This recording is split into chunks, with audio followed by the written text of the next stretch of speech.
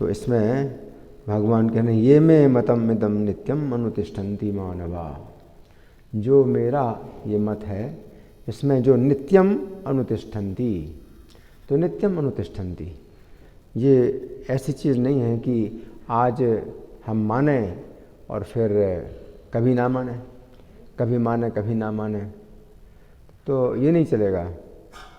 हैं अगर कर्म बंधन से छूटना है, मुच्यन्ते ते विकर्म भी, अगर कर्म बंधन से छूटना है तो कृष्ण के मत को जो है नित्य मानना है।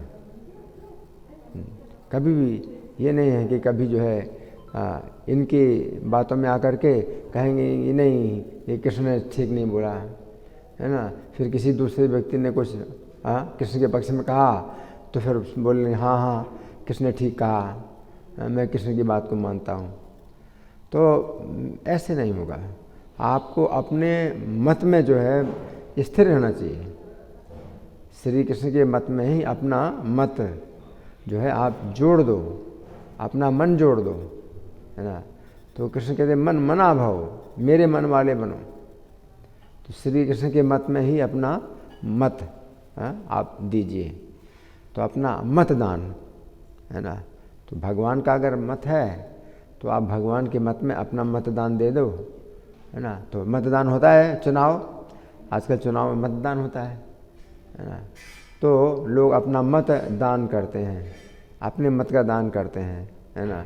तो क्या मत का दान करते हैं कि कोई इस नेता को अपना नेता मान रहा है, तो वो अपना मत दान कर रहा है, तो मतलब क्या है भाई ये नेता है हमारे हिसाब से अच्छा। तो ऐसे सब लोग अपना अपना मत दान करते हैं।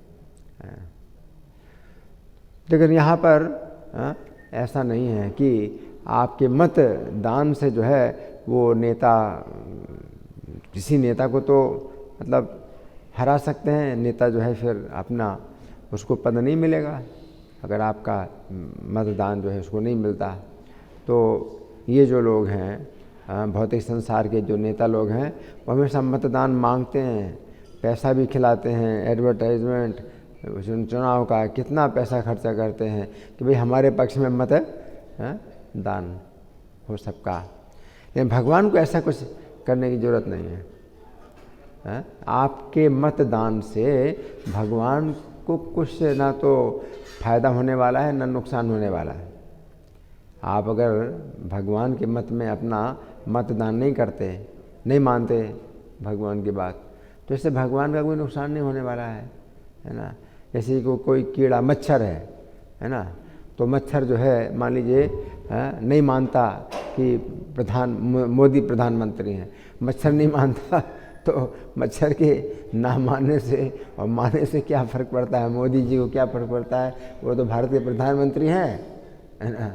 तो उसी प्रकार से कोई व्यक्ति जो है कृष्ण को नहीं मानता है, अगर श्री कृष्ण परमेश्वर हैं और हमारे जो है सुहृत हैं, हितकारी हैं, अगर नहीं मानता है तो कृष्ण के लिए कुछ फर्क नहीं पड़ता। उन्हें मत दान की आवश्यकता नहीं है, उसमें ये ज़रूरत नहीं है कि आप भारतवर्ष की जो है पॉपुलेशन में आप जो है मतलब ढूंढते फिरो कितने % है भाई कृष्ण को मानते हैं। आपका जो है मत क्या है तो कृष्ण को मानते हैं आप, हैं तो अपना मतदान सबसे आप जो है मतदान लीजिए, है ना। और फिर कहेंगे भाई इतने % लोग कृष्ण को मानते हैं, 50% ज़्यादा मानते हैं कृष्ण को, तो फिर हम कृष्ण को मानेंगे। और कृष्ण के अगर मानने वाले 50% से कम है तो हम कृष्ण को नहीं मानेंगे। तो ऐसा कुछ फ़र्क नहीं पड़ता है कृष्ण को। अगर कृष्ण के मत में आपने अपना मत जोड़ दिया, मिला दिया, तो आप क्या होंगे, कर्म बंधन से छूट जाएंगे। तो आप कर्म बंधन छूट जाएंगे। और अगर कृष्ण के मत में अपना मत नहीं मिलाया और फिर कहते हैं कृष्ण ने तो गीता में ये कहा ये मेरा मत ये है, तो कई लोग गीता में अपना मत घुसेड़ते हैं। तो ये जो है मतलब भगवान के लिए फिर बहुत जो है घातक होता है। भगवान के का जो है फिर वो बहुत अनादर कर रहा है, भगवान का इसमें बहुत नुकसान कर रहा है कि अपना मत जो है घुसेड़ रहे हैं, है ना। तो लोग जो है गीता पढ़ते हैं, हाँ गीता तो मैं पढ़ता हूँ, है ना, लेकिन अपने हिसाब से काम करता हूँ। फिर कृष्ण के हिसाब से काम नहीं करना है, अपने हिसाब से काम करना है ना, तो उससे नहीं चलेगा, वही नहीं चलेगा, है ना। आप अगर गीता पढ़ते हैं तो गीता में आप देखो भगवान का मत क्या है, तो उस मत के अनुसार आप जो है चलो, आपको ही चलना है ना। तो यहाँ पर बड़ी अच्छी व्याख्या हुई अनुतिष्ठन्ति की, बड़ी अच्छी व्याख्या हुई कि मतलब बैठे रहते हैं उसी में, भगवान के मत में आप बैठे रहते हैं। चलने में तो ये होता है कि कोई व्यक्ति आगे खींच लेगा, पीछे खींच लेगा। अगर आपको कोई खींच रहा है तो आप बैठ जाते हैं, क्योंकि अगर आप खड़े हैं या चल रहे हैं तो कोई जो है खींच करके आपको आगे या पीछे कर देगा। अगर बैठ जाते हैं, है ना, तो फिर आपको बल मिल जाता है कि कोई आपको जो आगे पीछे नहीं करेगा, तो बैठ गया। अनुतिष्ठन्ति का ये मतलब है मानवा, और मानवा का मतलब मनु की संतान। तो जो मनु की संतान है, जो अपने को मनु की संतान मानते हैं, तो वो जो है कृष्ण के मत के अनुसार चलते हैं, है ना।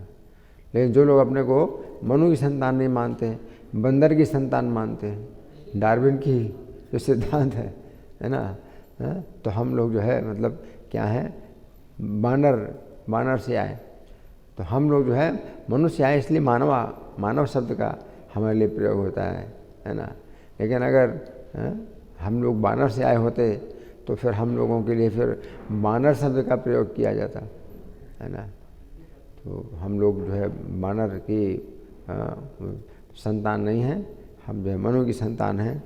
तो आपको कर्म बंधन से छूटना है, मुच्यन्ते ते विकर्म भी। तो अर्जुन ने कहा था कि युद्ध घोर कर्म है, आप मुझे घोर कर्म में क्यों लगा रहे हैं। और भगवान कह रहे हैं कि अगर मान लो घोर भी कर्म है और आप कर्म बंधन से छूट जाएंगे, मेरे मत के अनुसार युद्ध करोगे तो कर्म बंधन से छूट जाओगे। तो घोर कर्म ही भी अच्छा ही है, जिसको घोर कर्म कर रहे हो, है ना, तो उस घोर कर्म को करने से ही अगर आप कर्म बंधन से छूट जाएंगे, तो फिर जो है घोर कर्म ही अच्छा है, करो घोर कर्म, है ना। और फिर इसको घोर कर्म क्यों कैसे कहेंगे, घोर कर्म इसको कैसे कहेंगे, क्योंकि कृष्ण के मत के अनुसार आप युद्ध करते हैं तो फिर घोर कर्म नहीं रहा, आप तो कर्म बंधन से छूट रहे हैं, है ना। अगर अपने मत के अनुसार आप अच्छा कर्म कर रहे हैं, है ना, उसमें कर्म बंधन से आप बंध रहे हैं, तो क्या फ़ायदा। ऐसे अच्छे कर्म से क्या फ़ायदा कि आप बहुत अच्छा कर्म कर रहे हैं अपने मत के अनुसार, है ना, उसमें आपको कर्म का बंधन मिल रहा है ना।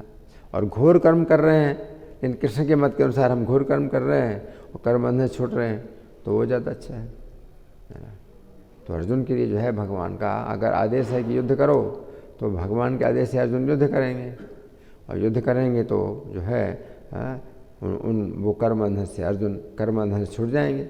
इससे बढ़कर के और लाभ क्या हो सकता है कि आप इस जीवन काल में ही आपका कोई कर्म का जो है पेंडिंग रहेगा नहीं, सब जो है डिलीट, जितने भी आपके कर्म हैं सब डिलीट हो गए, तो सबसे अच्छा है। तो ये सबसे बड़ा फ़ायदा है कि कर्म हम जो भी कर्म करते हैं उसका ना तो अच्छा कर्म बने ना बुरा कर्म बने, कोई कर्म ही ना बने, सबसे अच्छा यही है। तो फिर क्या होगा, जब शरीर छूटेगा तो आपका कर्म तो लिखा ही नहीं गया, तो फिर कोई आएगा ही नहीं लेने के लिए आपको। किसी अच्छे कर्म होते हैं तो भी यमराज के पास जाते हैं, वो धर्मराज के नाम से वो होते हैं, और किसी के बुरे कर्म होते हैं तो यमराज के पास जाते हैं, वो दंड देते हैं, है ना।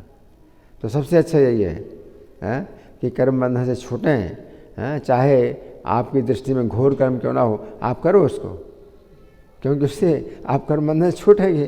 तो वही घोर कर्म जो अर्जुन कह रहे हैं कि आप मुझे घोर कर्म क्यों लगा रहे हैं, तो अच्छा है। तो मेरा मत है, तो कृष्ण कहते हैं कि मेरे मत के अनुसार अगर चलेंगे तो वे भी कर्म बंधन से छूट जाएंगे।